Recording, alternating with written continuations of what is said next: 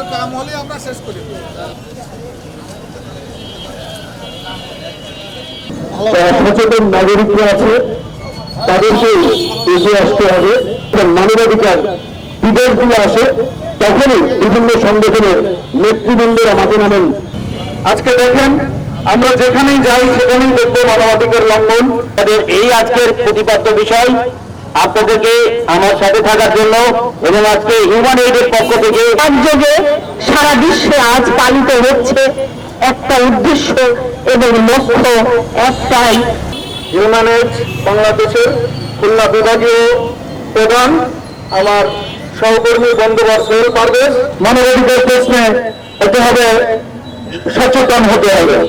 আমরা যদি সচেতন হতে পারি, আজকে যারা মানবাধিকার নিয়ে কাজ করছে তারা সভাপতি আলমামুল সাগর, এছাড়াও হিউম্যান রাইটস ইন্টারন্যাশনালের কুষ্টিয়া শাখার সংগঠনের যেমন নদী দখল, বাজার ব্যবস্থা নিয়ন্ত্রণ, অরাজকতা, মানুষের কথা বলবে এবং ক্ষুধার্ত মানুষের কথা বলবে।